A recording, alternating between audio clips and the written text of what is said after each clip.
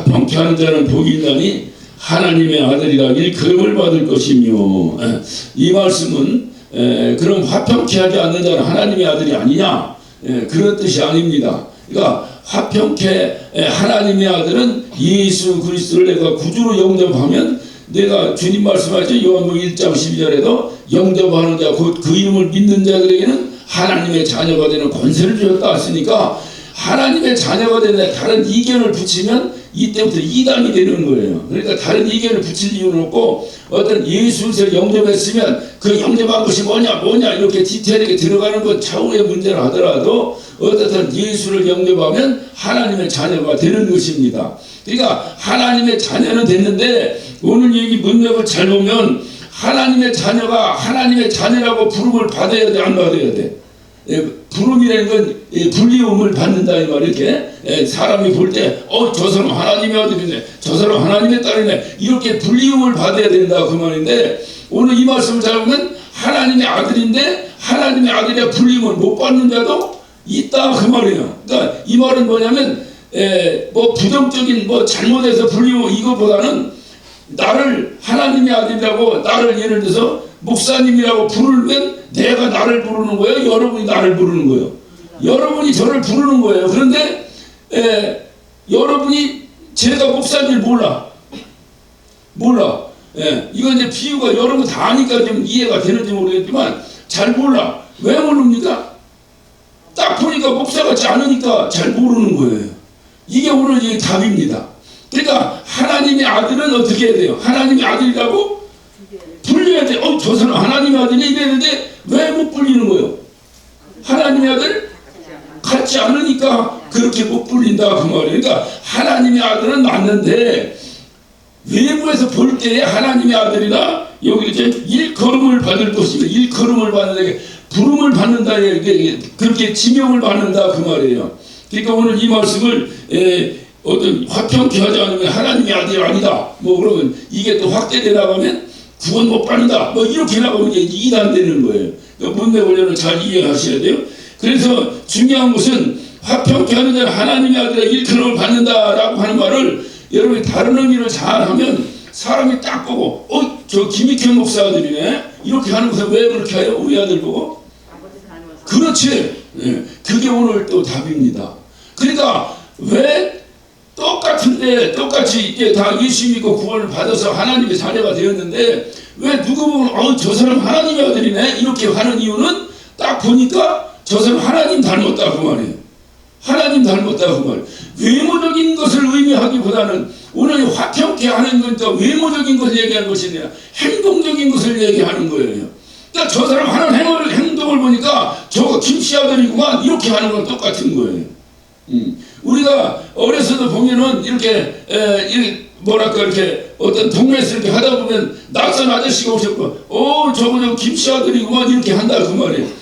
또는 무슨 뭐 어디서 어떤 무슨 행동을 하다 보면 저거 김씨 아들이구만 이렇게 한다 그 말이에요.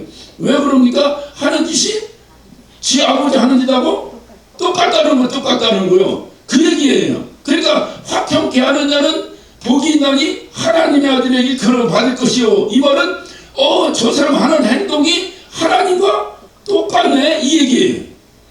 그럼 하나님은 어떤 분이시냐? 하나님은 화평케 하시는 분이라고 했어요. 그래서 성경에도 보면 하나님은 고린도전서 14장 33절에 하나님은 화평케 하시는 분이시다 그랬어요. 그러니까 하나님이 화평케 하시는 분이니까 하나님의 아들이라면 어떻게 해야 돼요? 화평케 하는 자가 되어야 부전자전이 되는 거, 부전자전이. 그래서 오늘 여기서도 화평케 하는 자는 복이 있나니 하나님의 아들이라 일컬음을 받을 것이요 미요 그랬어요. 그렇다고 한다면 다른 건 몰라도 사람들이 우리를 딱 보면서 저 사람 하나님의 아들이네 이거를 쉽게 저 사람 교회 다니는 사람이네 이렇게 볼 수 있는 가장 특징적인 행동이 뭐예요? 가장 특징적인 행동이 뭐겠어요? 화평케 하는 거지. 화평케. 그러니까 사람들이 딱 볼 때 예수 믿든 안 믿든 그 사람이 딱 볼 때 저 사람 교회 다니는 사람이네. 예수 안 믿는 사람은 그렇게 얘기할 것이고 예수 믿는 사람은 저 사람 참 진짜 하나님의 자녀야 이렇게 말할 것이고 어떤 같은 맥락으로 볼 때에 무엇을 보고 그렇게 우리를 평가하겠느냐 그 말이에요. 그는 가장 특징적인 게 화평케 하는 거예요. 화평케. 그러니까 어디 가나 화평케 하는 사람. 아, 저 사람 교회 다니는 사람이구만. 이렇게 평가한다는 거예요. 저 사람 하나님의 아들이구만. 이렇게 인정해 준다는 거예요. 그렇게 불러준다는 거예요. 그러니까 오늘 이 말씀이 굉장히 중요한데, 그게 화평케 한다는 것이 과연 뭐냐? 금방 말씀드렸어요. 하나님은 화평케 하시는 분이, 그러므로 하나님이 화평케 하시는 분이니까 화평케 한다. 내가 화평한 것이 아니고 남을 화평하게 한다. 그 말이에요. 화평하게 한다. 남을. 그러니까 남을 화평하게 한다는 것은 무슨 뜻이에요? 다른 영적인 차원으로 보면 하나님이 화평하신 분이니까 남을 하나님의 화평 안에 불러들여준다. 그 말이에요. 불러들여준다. 그러니까 하나님의 화평을 얘기하는 거지, 세상에서 무슨 어서 술 한잔 먹고 기분 좋아서 뭐 서로 니나노하고 하는 화평, 이걸 얘기하는 게 아니죠. 그러니까 하나님이 주시는 화평인데, 그거는 뭐냐? 하나님 안에 들어와서 거하면 하나님의 화평이 임하는 거예요. 이 말을 더 쉬운 말로 말하면, 하나님의 통치권 안에 있으면, 하나님의 지배권 안에 있으면 그는 화평 안에 들어오는 거예요. 그래서 이 사람이 하나님 밖에 있을 때는 화평이 뭔지 몰랐는데 하나님 앞에 들어오니 화평을 알게 된 거예요. 그러니까 내가 이 A라고 하는 사람을 불러다가 하나님 통치 안에 집어넣으면 이 사람이 하나님의 화평이 뭔지 모르고 살다가 하나님 안에 들어와서 화평을 알게 된 거예요. 그러면 난 누구요? 나는 이 A라고 하는 사람을 화평케 한 사람이죠. 이렇게 할 때에 나를 보고 사람들이 하나님의 아들이구만, 이렇게 한다는 거예요. 이렇게 한다는 거예요. 저 사람 목사구만, 똑같은 얘기예요. 저 사람 교회 다니는 사람이구만, 똑같은 얘기예요. 이건 믿음의 수준이나 활력의 수준에 따라 호칭이 다른 것 뿐이지, 교회 다니는 사람들끼리 하면은 저 사람은 하나님의 아들이구만. 하지만 교회 안 다니는 사람이 볼 때는 그런 거 잘 모르잖아요. 그러니까 교회 다니는 사람이구만, 이렇게 한다는 거예요. 이렇게. 그래서 오늘 이 말씀 우리가 잘 마음판에 새기셔야 됩니다. 그러므로 우리가 누구를 화평케 하기 위해서는 어떻게 되느냐? 이 사람을 화평의 주이신 하나님 통치권 안으로 불러들여 놔야 되는데, 이 불러들이려니까 하나님, 최소한 하나님 통치권 안에 있는 것은 어떻게 돼야 돼요? 어떤 것이 돼야 돼요? 분명히 화평한 것이 되어야 되잖아요. 그러니까 하나님 안으로 불러들였는데도 불구하고 그것이 화평한 것이 못 된다면, 이것은 아무리 내가 이 사람을 이어 불러들여도 이 사람은 내가 화평케 하는 사람이 될 수가 없는 거예요. 그러므로 이 말을 하나님의 통치권을 불러들인다는 걸 다른 말로 말하면 어떻게 우리가 쉽게 표현할 수 있겠어요? 전도한다. 전도한다 이 말. 예수 안 믿는 사람 예수 믿게 전도한다 이 말이에요. 전도해서 예수를 알면 하나님의 통치권에 들어오잖아요. 그러므로 내가 그를 화평케 한 자가 되는 거예요. 화평케 한 자가. 그런데 그러니까 우리가 쉽게 그냥 막 1차원적으로 말씀을 드리면, 전도한다 그러면 어디로 인도하는 거예요? 교회로 인도하는 거죠. 교회로 인도하는데 교회가 화평해야 돼. 그래야지 화평케 하는 자가 되는 거예요. 교회가 화평치 못해. 그런데 이 사람을 전도하면 오히려 불악 가운데로 불러들이는 것밖에 안 된다 이 말이에요. 우리가 그래서 마음에 이 믿음의 이 어떤 거룩한 부담을 가질 수밖에 없는 것은, 지금 우리의 환경이 좀 이래서 굉장히 어렵습니다. 이것이. 그러니까 교회는 반드시 이 화평한 교회가 되어야 돼. 어떤 이유로든지 교회. 내가 세상에서 막 기도로 살다가도 교회 딱 오면 막 마음이 기뻐. 화평. 내가 막 세상에서 막 짜증이 나고 스트레스를 받았는데 교회 와서 막 우리 권사님들, 우리 집사님들 보니까 막 기뻐. 이래야 그게 교회지. 그게 교회지. 그게 교회지. 아니 세상에서 너무 즐거운데 교회만 오면 스트레스를 받아. 이건 아니거든요. 근데 오늘날 교회의 모습이 그렇다고 말해요. 그래서 세상에서 교회를 걱정하는 거예요. 그러니까 세상 사람들이 더 잘 알아. 교회 오면 내가 무거운 짐도 내려놓고 교회 오면 뭔가 내가 좀 마음에 온유함이 있고 내가 뭔가 좀 기쁨이 있고 화평이 있고, 우리가 흔히 말하는 세상에서 줄 수 없는 거룩한 기쁨이 우리에게 있어야 되는데, 이 화평이 있어야 되는데, 그래야 내가 저들을 화평케 하는 자가 되고 내가 복 있는 자가 되는데, 무슨 복이 있느냐? 하나님의 아들이라 일컬음을 받는 복이 내게 있다. 이 땅에 사는 동안에도 저 사람 하나님의 아들이야, 저 사람 하나님의 딸이야, 저 사람 교회 다니는 사람이야, 이런 평가를 받아야 그것이 바로 내가 이 땅에서도 주님의 영광을 위해 사는 것뿐만 아니라 내가 이 땅에 사는 어떤 의미가 있는 거잖아요. 내가 예수를 모르었을 때 나를 위해 살고 내 가치관이 뭐 어떻고 저쩌고 여러 가지 자기의 어떤 그 세상의 기준을 두고 살았던 내가 예수를 만난 다음에 기준이 바뀐 거예요. 나의 가치관이 바뀐 거예요. 그런 어떤 그곳에서 나오는 사람들이 볼 때 아, 저 사람 우리와 좀 다르구만. 그래서 안디옥 교회를 향해서 그 밖에 있는 사람들이 안디옥 교회 교인들을 향해서 저들이 그리스도인이구만 이라고 칭했다고 우리가 사도행전 13장에 그렇게 나와 있잖아요. 저들이 그리스도인이구만 하고 부름을 받았다 이 말이에요. 이렇게 돼야 되는데 그리스도인이라 부름받는다는 것은 우리와 다른 사람이구만 그 뜻이에요. 그런데 우리가 다른 사람이라는 것은 무슨 뜻이냐면 부정적으로가 아니라 우리보다 한참 높은 사람이구만 그렇게 부르는 거예요. 그래도 예전에 저희가 어렸을 때만 해도 교회 다닌다고 하면 따뜻한 교회 다닌다고 하면 생각 속에서 저 사람은 우리보다 좀 착한 사람이구만 아주 수준 낮게 표현하더라도 그렇게 어떤 인정을 받았던 시대가 있었습니다. 그래 어디 가서도 뭐 하다면 급하면 나 교회 다니는 사람이요, 나 교회 장로요, 이 장로라는 명함만 하면 웬만하면 통했던 시대가 있었어요. 어느 날 시대가 흐르면서 그런 것이 안 통해요. 안 통하는 것이 아니라 오히려 더 조롱거리가 되어버리고 말아버렸어요. 여기에 대한 책임을 누가 져야 되겠습니까? 우리가 마지막 때를 살아가는 우리의 어떤 그리스도인으로서 하나님의 자녀로서 이 마지막 때를 살아가면서 이 사명이 더 큰 거예요. 여러분 그 운동회를 하다 보면 맨 마지막에 하이라이트가 뭐냐면 계주 경기 하는 거예요. 400미 계주 막 이런 과정에 막 바톤 터치해가지고 막 뛰는 거 누가 제일 잘해야 돼요? 마지막 주자가 그냥 달리기 제일 잘하는 놈을 거기 넣으면 한참 떨어져도 그놈이 또 따라 마시잖아. 누가 뭐라 해도 우리는 항상 어떤 마음으로 살아야 되느냐, 주님이 오시고 마지막 선이 어디고 그거는 주님이 결정하실 일이나 우리는 항상 어디 선수로 생각하고 살아야 된다고요? 마지막 기주 선수로 생각하고 살아야 된다. 그것이 종말론적 삶이에요. 그러니까 마지막 기주의 그 어떤 선수로서의 마음을 가지고 살아야 된다면 지금까지 1등이 스타트가 좀 늦어지고 뭐 2등이 좀 달리기를 못하고 3등이 가서 엎어져 넘어지고 뭐 바트를 놓치고 어떤 과정을 속에서 힘들고 어려웠다 하더라도 마지막 주자가 그걸 회복시켜버려야 된다는 말이에요.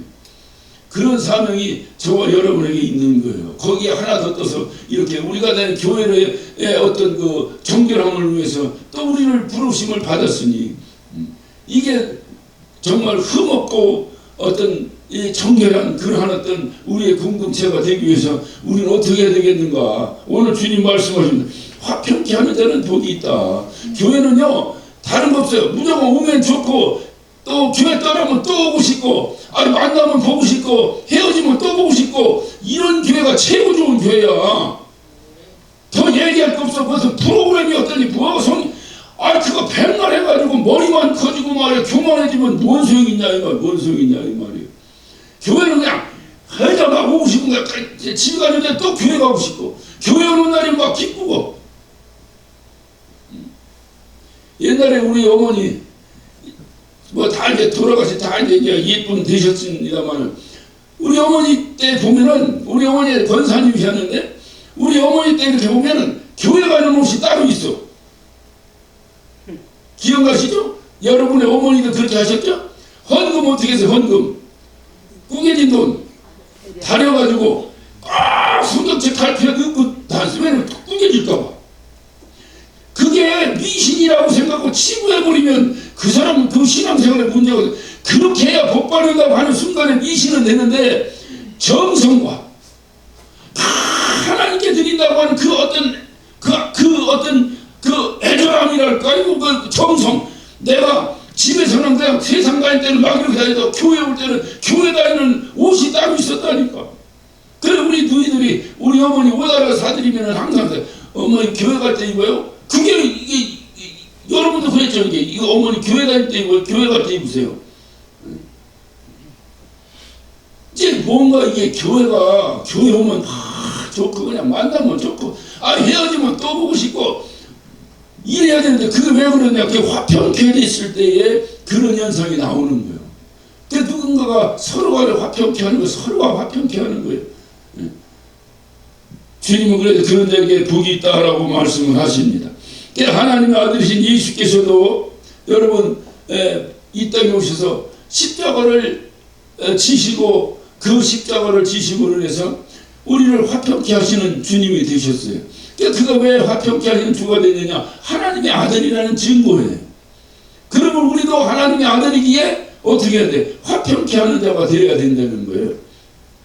그래서 우리가 주님의 십자가를 생각한다면 우리가 흔히들 말합니다. 이렇게 주님의 십자가 이렇게 크로스로 되어 있죠. 그러니까 이렇게 수평으로 되어 있는 거 수평적 화평을 이루시고 수직적인 것은 수직적 화평을 이루셨는데 수평적 화평은 뭐냐? 우리 서로 형제 자매들끼리 서로 이웃끼리 이걸 화평케 하는 것을 말한다라고 우리는 알고 있습니다.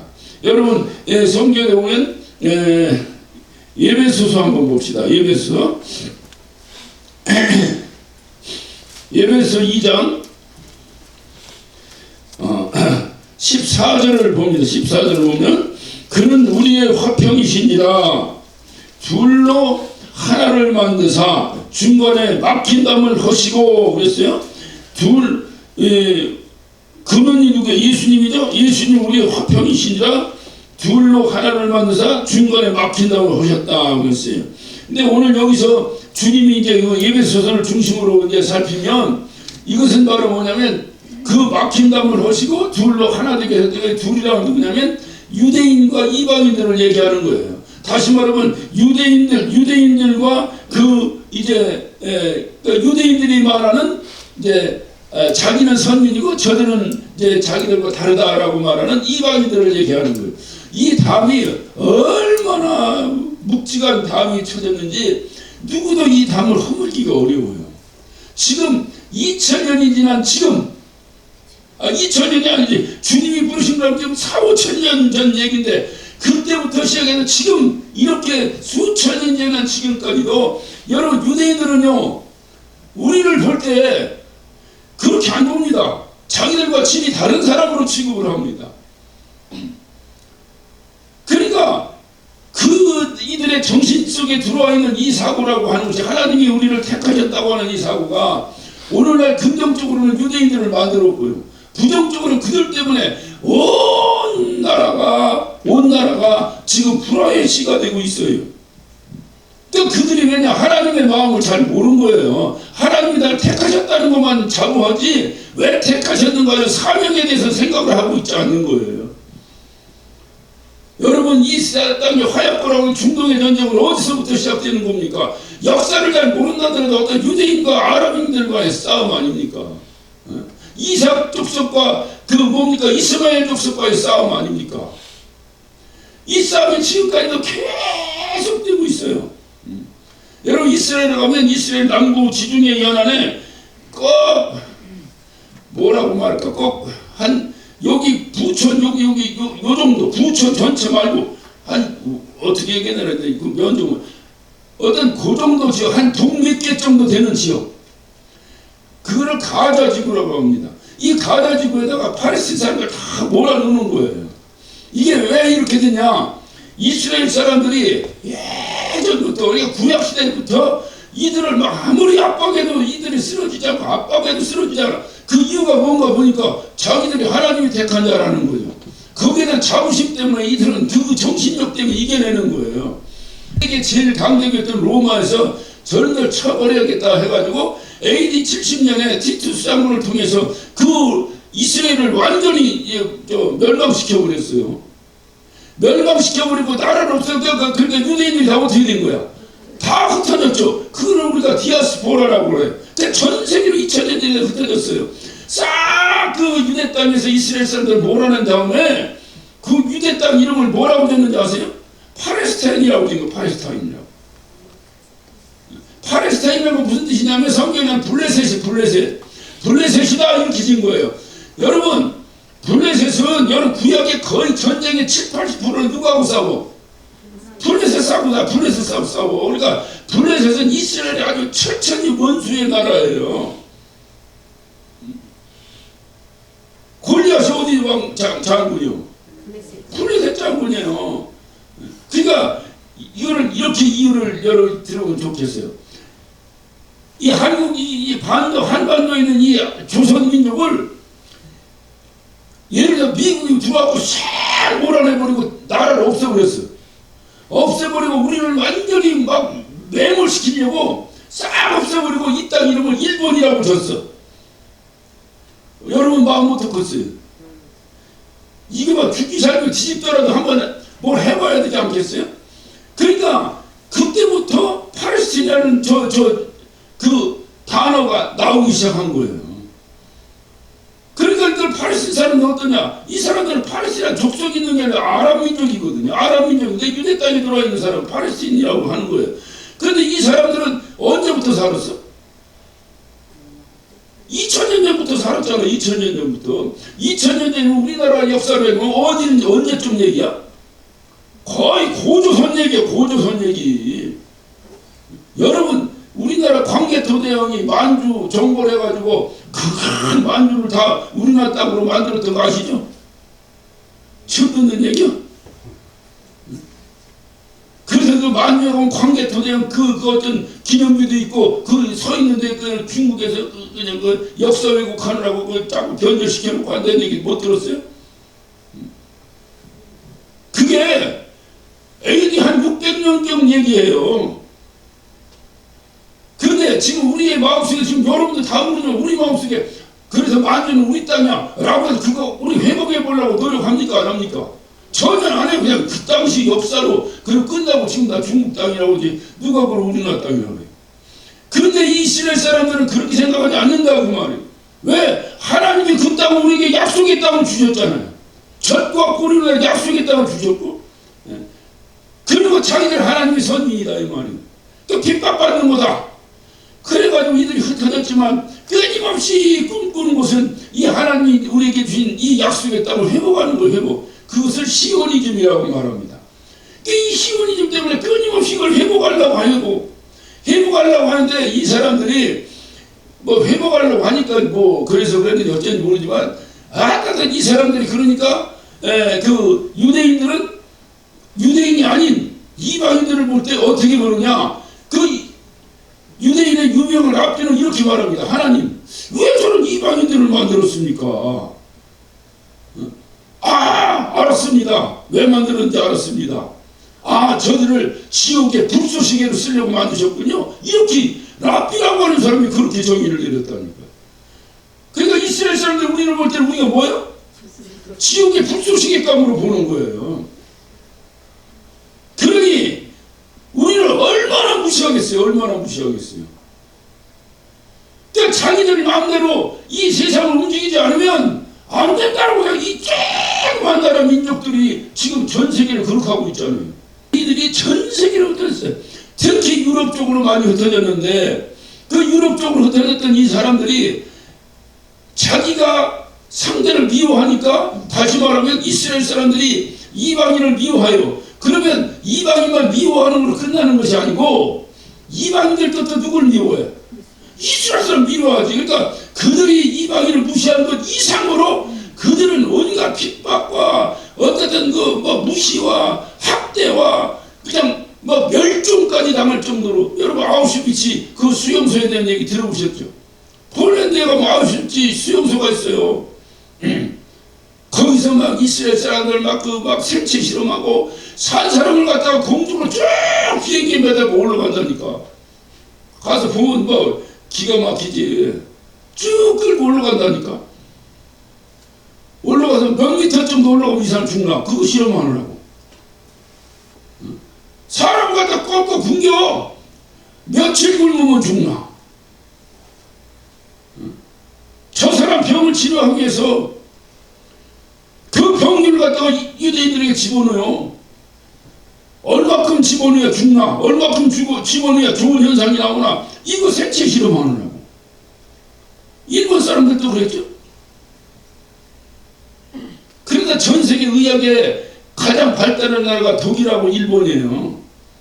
왜? 생체 실험을 시험을 통해서 경험한 경험이 최고지, 책으로 공부한 거하고 직접 산 사람에게 주사 놓으면 산 사람마다 배를 가려고 하면 실험한 거하고 어느 기술이 더 뛰어나겠어요? 그게 다 유대인들이 유럽에서 엄청나게 그들도 학대를 당했어요. 미움을 받아. 아니, 유대인이란 말이 이쪽에서도 사람 취급 안 하고 이쪽에서도 사람 취급 안 하고, 그러니 이 막힌다음이 얼마나 이 막힌다음이. 근데 이 성경 시대 때는 이쪽에서는 뭐라고 하는데 유대인 쪽에서 그렇게 이제 어떤 이방인들과 밥만 같이 먹어도, 베드로가 이방인이라고 밥 먹다가 유대인이 오니까 도망가 버렸잖아요. 그래서 바울이 그걸 보고 베드로를 야단쳐 버렸잖아요. 그러니까 이런 식으로 이들의 민족성이 그랬다 그 말이에요. 그러니까 이것이 막 수천 년이 지나서 이 나중에 디아스포라가 돼서 살아가는 동안에도, 여러분 수전노라는 얘기 들어보세요. 수전노.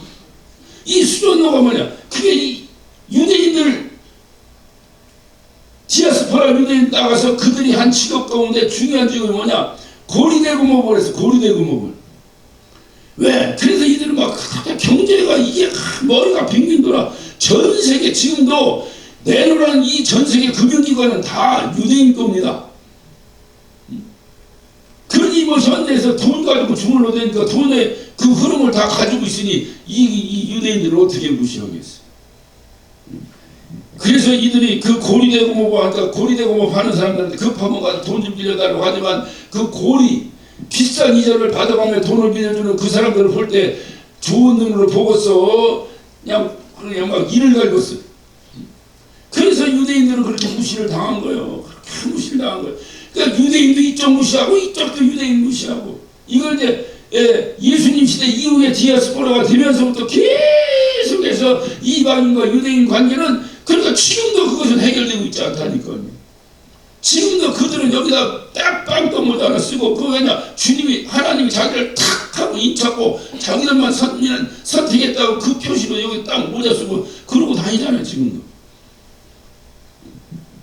그러니까 이 유대인들이 그때부터 그냥 그 경제적인 것을 그냥 막 그 어떤 자극해가지고 해보려고 하면서 하려니까, 당연히 이 타민족과 유대인들과의 관계는 끊임없는 다툼과 어떤 시기와 또 막 한쪽에서 힘이 세면 이쪽 치고 이쪽이 힘이 세면 이쪽 치고, 날마다 전쟁과 싸움의 연속이에요.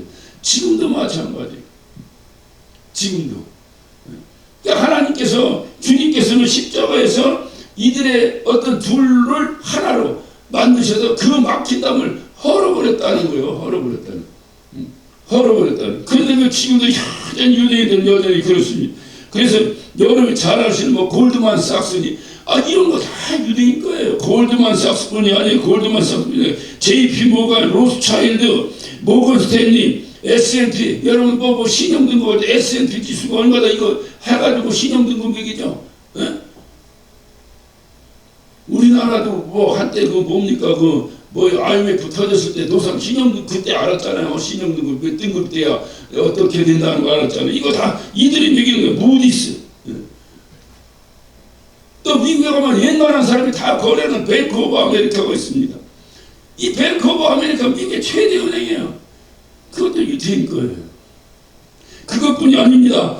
여러분 막 잉글랜드 프리미어 리그에서 뭐 축구 선수들 가슴팍에다 AIG하고 딱 붙이고 운동하죠.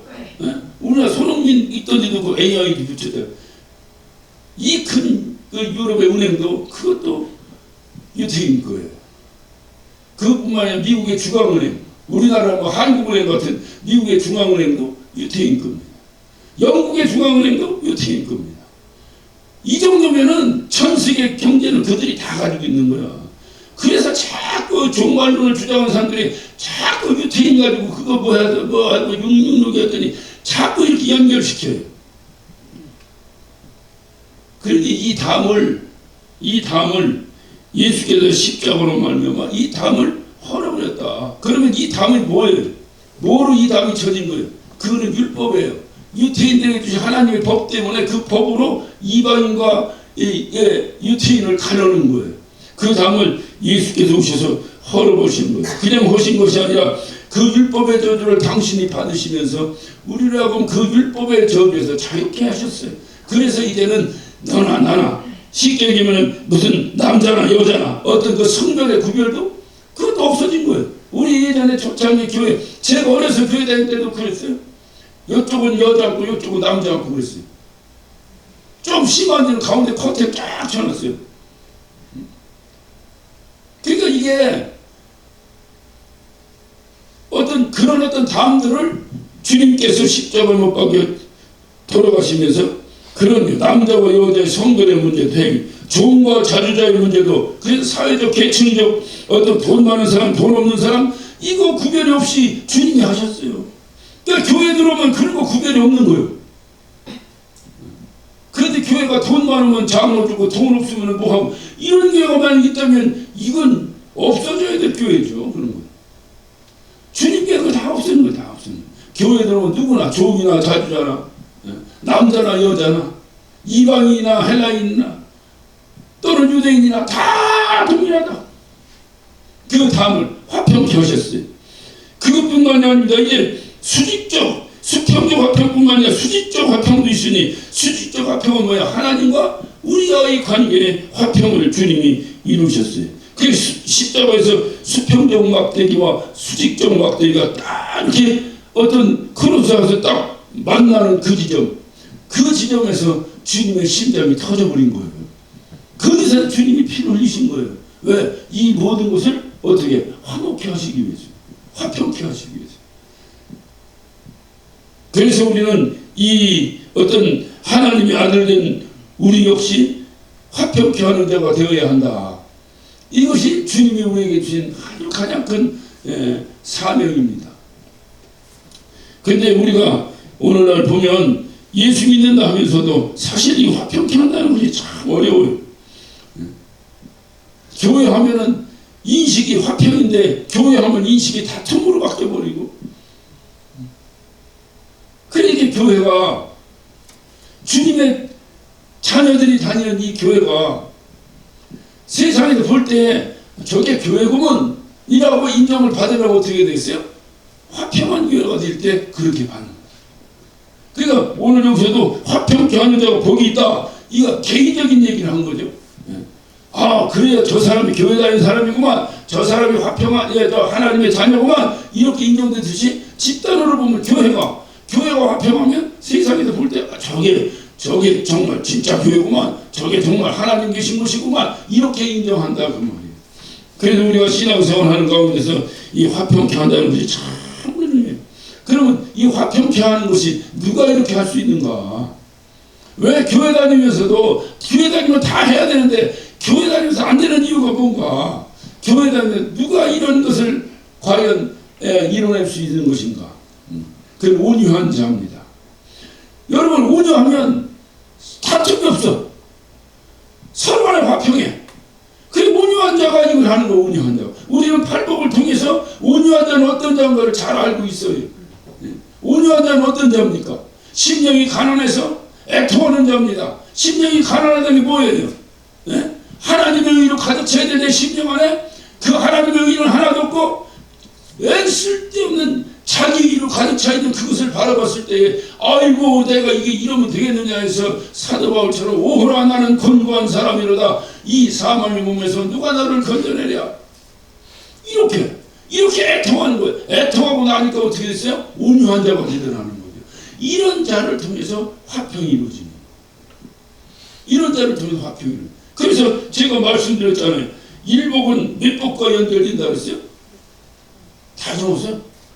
이거 끝나야 되는데 이제 다음 주 끝나는데, 일복은 오복과 연결된다 그랬죠. 이복은 어디와 연결된 거예요? 육복과 연결된다. 삼복은 칠복과 연결되고 사복은 팔복과 연결된다 그랬잖아요. 그러니까 삼복이 뭐냐면 온유한 자예요. 그게 오늘 하는 거 화평케 하는 칠복이에요. 그러니까 온유한 자가 화평케 하는 자가 되는 거예요. 온유한 자. 다시 말 온유하다고 다른 뜻으로 하면 겸손한 자라고도 말할 수 있겠어요. 여러분, 겸손의 대가가 누구요? 예수 그리스도죠. 이번 빌립보서 통해 우리가 배웠잖아요. 겸손의 대가는 예수 그리스도예요. 우리가요, 왜 교만한 줄 알아요? 교만은 간단한, 내가 그래도 그냥 축구를 제일 잘한다고 막 하는데, 내가 그래서 동네 조기 축구에서 막 날리고 다니고 어깨에 막 힘 딱 주고 돌아다니는 거야. 근데 갑자기 손흥민이가 내 앞에 왔어. 그럼 그 사람 어떻게 되겠어요? 거기서 내가 잘 찬다고 말할 수 있겠어요? 못해요. 아유, 내가 그냥 세계에서 제일 잘생겼어 하고 돌아다니는데 갑자기 내 앞에 장동건이가 나타난 거예요. 그럼 내가 뭐라고 얘기했어요? 오면 기주고. 그게 겸손이에요. 그러다 대가를 만나면 겸손해져요. 대가를 만나보지 못한 거예요. 내가 머리가 끝내주거든요. 근데 기가 막히면 아인슈타인 같은 사람을 만나봐요. 거기서 뭐라고 얘기했겠어요?